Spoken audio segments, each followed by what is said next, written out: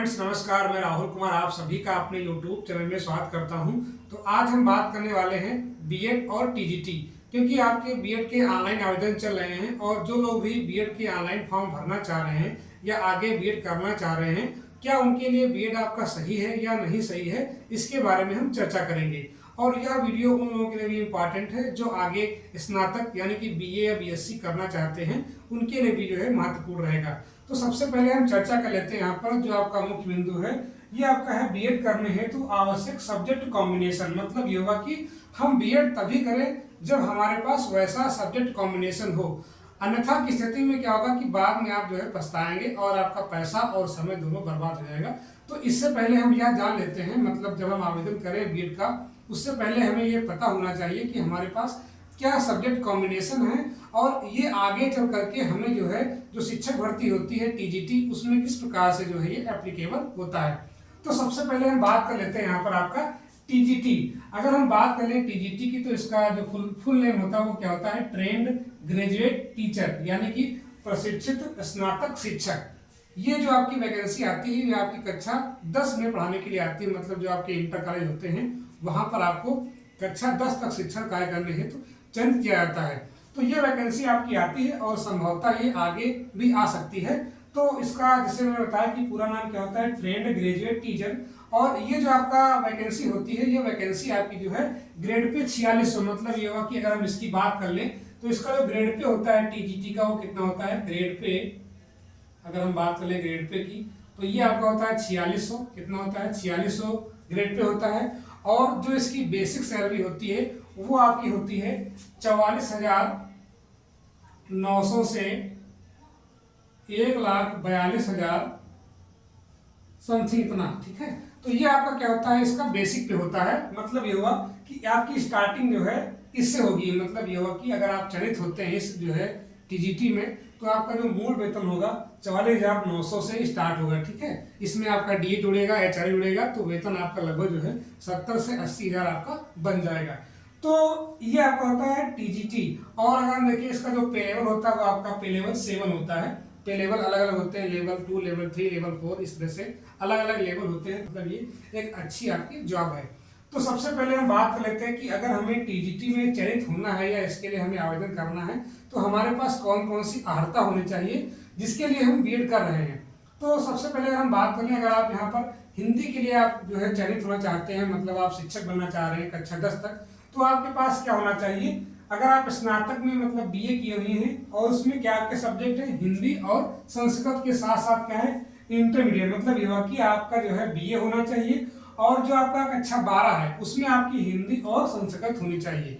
देखिए यहाँ पर क्या होता है, कभी कभी आप जो है स्नातक में क्या होते हैं, आप विषय जो है सही प्रकार से चयन नहीं करते हैं। जैसे आपने क्या किया, एजुकेशन ले लिया, ठीक है, समाजशास्त्र ले लिया, हिंदी ले लिया, तो यहाँ पर क्या आपका कोई भी आपका सब्जेक्ट कॉम्बिनेशन नहीं है। अगर आप बीए कर रहे हैं तो बीए में जो है आप हिंदी लीजिए, उसके साथ के लिए आप संस्कृत लीजिए, तब तो आप वहाँ पर हिंदी के लिए आप अप्लाई कर सकते हैं। अन्यथा की स्थिति में क्या होता है कि अगर आपके पास जो है इंटर में आपके पास संस्कृत रही है और हिंदी दोनों रही है, तब आप यहाँ पर आवेदन कर सकते हैं। कहने का मतलब ये हुआ कि अगर आप हिंदी से शिक्षक बनना चाह रहे हैं तो जो आप बीए करें उसमें क्या होना चाहिए, हिंदी और संस्कृत होना चाहिए। ये तो बात सही है। अगर आपका बीए में क्या है, हिंदी और संस्कृत है, तब तो आप यहाँ पर टीजीटी में आप एलिजिबल हैं। अगर आपके पास मान लीजिए यहाँ पर संस्कृत नहीं होती है तो फिर आपके पास इंटर में क्या होनी चाहिए, आपकी संस्कृत होनी चाहिए। और हिंदी तो आपकी यहाँ पर कंपल्सरी है, कक्षा 12 की बात कर लें, लेकिन आपके पास क्या होता है संस्कृत नहीं होती है। तो हम करते क्या है कि अगर आप देखें तो संस्कृत जो है आप अलग से एक जो है एक सब्जेक्ट से आप इंटर कर सकते हैं, तो वो भी आपका यहाँ पर माना जाएगा। तो दो बातें हो गई यहाँ पर, या तो आप बीए जो है करें और उसमें हिंदी और संस्कृत से करें, मतलब जो आपका फाइनल ईयर हो, first year, second year, third year, उसमें आपका हिंदी और संस्कृत अनिवार्य रूप से होना चाहिए। अन्यथा आप जो है इंटर में आपके पास दो हो, मतलब हिंदी हो या संस्कृत हो, बीए तो आपका होगा ही होगा। ठीक है, उसके साथ साथ क्या होना चाहिए, हिंदी और संस्कृत। अगर आपके पास संस्कृत नहीं इंटर में, तो आप यहाँ पर एक सब्जेक्ट से आप जो है प्राइवेट संस्कृत कर लें, जिससे कि आप यहाँ पर एलिजिबल हो जाएं। उसके बाद हम बात कर लेते हैं यहाँ पर आपका गणित से। तो गणित में आपका सिंपल है, जो आपका बीएससी होती है या फिर बीए भी आपका मैथ से होता है, बीए भी आपका गणित से होता है और बीएससी भी आपके गणित से होती है। तो अगर आपके पास मैथ से बीए या बीएससी है तो आप यहाँ पर गणित में फॉर्म भर सकते हैं, मतलब टीजीटी के लिए।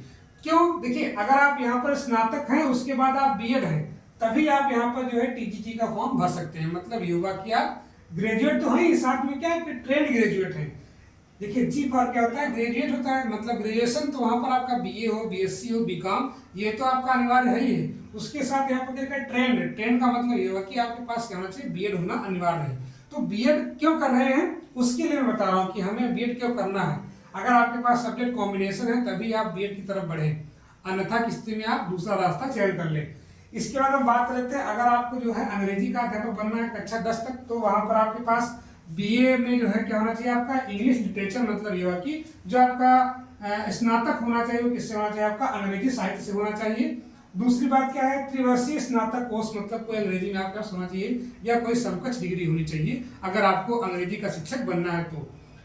अगली हम बात कर लेते हैं यहाँ पर आपका सामाजिक विज्ञान। देखिए, ये आपका बहुत ही इंपॉर्टेंट है, क्योंकि जो अभ्यर्थी यहाँ पर बीए करते हैं उन्हें पहले से ज्ञात नहीं होता कि हमें कौन कौन से सब्जेक्ट चयन करने चाहिए। मतलब बीए करते समय हम करते क्या है कि स्कोरिंग के लिए सब्जेक्ट ऐसे लेते हैं जिसमें अच्छे मार्क्स आते हैं, और उसके साथ क्या होता है आगे का हमको नहीं पता होता है। तो बाद में हमें जब फॉर्म अप्लाई करते हैं तो हमें चलता है पता कि जो है हम तो इसके लिए जो है एलिजिबल ही नहीं, मतलब टीजीटी में हम फॉर्म भर ही नहीं सकते हैं। तो इससे पहले आपको जो है पता होना चाहिए कि हम बीए में या बीएससी में कौन से सब्जेक्ट का चयन करें जिससे कि हमें टीजीटी में आवेदन करने से कोई दिक्कत ना हो। तो यहाँ पर दिया गया आपका बीए में कोई दो विषय, मतलब ये हुआ कि इन चारों में से अगर आपके पास कोई दो विषय हैं, ये इसको बोलते हैं सीधे हम बोलते हैं मानविकी विषय बोलते हैं। जैसे आपका इतिहास हो गया, राजनीति शास्त्र हो गया, मतलब पॉलिटिकल साइंस हो गया, आपका हिस्ट्री हो गया, यहाँ पर आपका भूगोल है, ज्योग्राफी है, और ये आपका इकोनॉमिक्स मतलब अर्थशास्त्र है।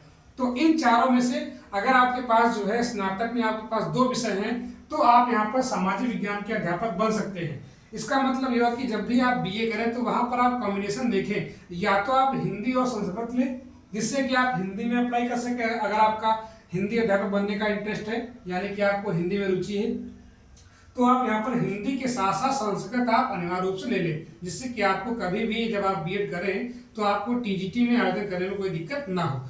पता लगा फिर बाद में आप यहाँ पर जो है संस्कृत से इंटर कर रहे हैं एक सब्जेक्ट से, तो फिर आपको दिक्कत का सामना ना करना पड़े। तो इन चारों में से आप जो है कोई दो सब्जेक्ट ले लें और उसके साथ आप बीए करें। बीए करने के बाद आप बीएड करें, तब आप यहाँ पर टीजीटी के लिए आप जो है एलिजिबल हो जाएंगे। उसके बाद हम बात कर लेते हैं यहाँ पर आपका कृषि। तो कृषि के लिए आपका जो है फील्ड आपका जो है कंस्ट्रेंट है, मतलब ये कि आप बीएससी एग्रीकल्चर करें, मतलब ये कि अगर आप बीएससी एग्रीकल्चर किए हुए हैं तो आप जो है टीजीटी में जो कृषि की वैकेंसी आती है उसमें आप अप्लाई कर सकते हैं। बीएससी एजी करने के बाद आपको बीएड हर हाल में करना पड़ेगा। ये हम बीएड के बाद की बात कर रहे हैं, ठीक है। उसके बाद हम बात करें वाणिज्य। वाणिज्य मतलब होता है कॉमर्स ग्रुप से, तो यहाँ पर आपका बीकॉम होना चाहिए। अगर आप बीकॉम किए हुए हैं तो आप जो है वाणिज्य के जो है पदों के लिए आप जो है अप्लाई कर सकते हैं टीजीटी में। मतलब आप बीएससी एजी का बीकॉम करें, उसके बाद जो है बीएड करें, तब आप यहाँ पर टीजीटी में अप्लाई कर सकते हैं। उसके बाद हम बात करते हैं विज्ञान।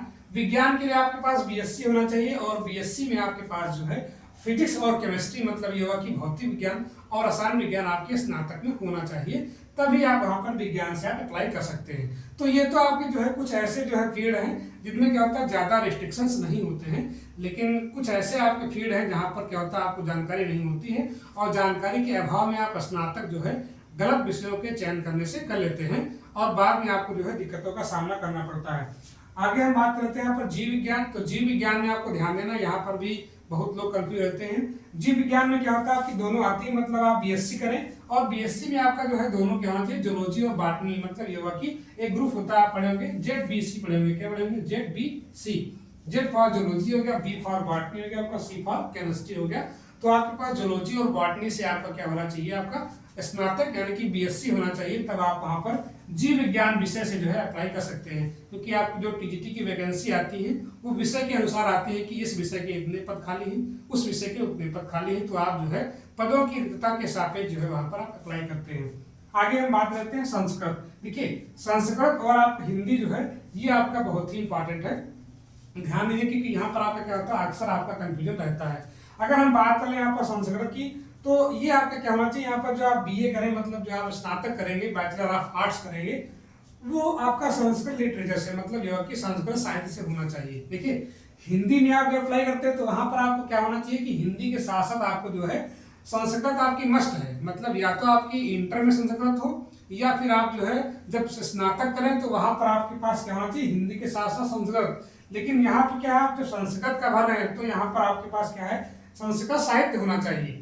उसके बाद क्या है, एक और यहाँ पर मुख्य बिंदु दिया गया है कि वाराणसी संस्कृत विश्वविद्यालय द्वारा प्रदत्त शास्त्री की उपाधि या आचार्य की उपाधि, मतलब जिनके पास शास्त्री की उपाधि है या आचार्य की उपाधि है वो भी आप जो है संस्कृत विषय से आप जो है अप्लाई कर सकते हैं टीजीटी में। इसके बाद कुछ और विषय आपके होते हैं, जैसे आपका कला हो गया, संगीत वादन हो गया, संगीत गायन हो गया।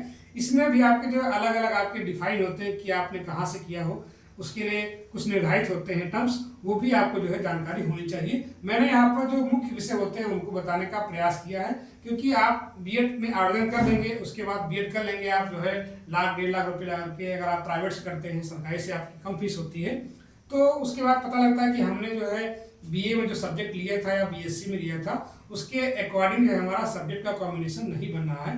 तो वो लोग पहले से सतर्क हो जाएं आवेदन करने से पहले कि हमें बीएड करना हमारा सही है या नहीं सही है। मतलब ये कि जब वैकेंसी आपकी आएगी क्या आप जो है उसमें अप्लाई कर पाएंगे। पता लगा आप बीएड करने के बाद जो है अप्लाई नहीं कर पा रहे हैं तो इसका करने का मतलब क्या हुआ, ठीक है। या तो फिर आप जो है केवल 1-2 वैकेंसी आती है उसमें जो है बीईओ की, उसमें आप अप्लाई कर सकते हैं बीएड करने के बाद, तो वहाँ पर नहीं मांगता है। लेकिन अगर आप शिक्षक बनने जा रहे हैं, मतलब यह कि आप एजुकेशन फील्ड में जा रहे हैं, तो फिर आपको जो है ये आपको जो है जानकारी हर हाल में होनी चाहिए कि हमें कौन सा विषय किस रूप में लेना है, उसके बाद स्नातक कैसे करें, फिर उसके बाद जो है बीएड कैसे करें, फिर आप जो है टीजीटी में अपीयर हो। तो ये आपकी जो है जानकारी आपकी बहुत ही महत्वपूर्ण है। जो भी अभ्यर्थी अभी बीएड का आवेदन करने वाले हैं या करने जा रहे हैं वो इन वीडियोस को देख जरूर लें, उसके बाद ही आप जो है आवेदन करें या आगे बीएड में बढ़ें, जिससे कि आपको जो है शिक्षक बनने का रास्ता आपका जो है प्रशस्त हो सके। तो इस वीडियो में इतना ही, मिलते हैं अगले किसी वीडियो में अन्य जानकारी के साथ। Thanks for watching.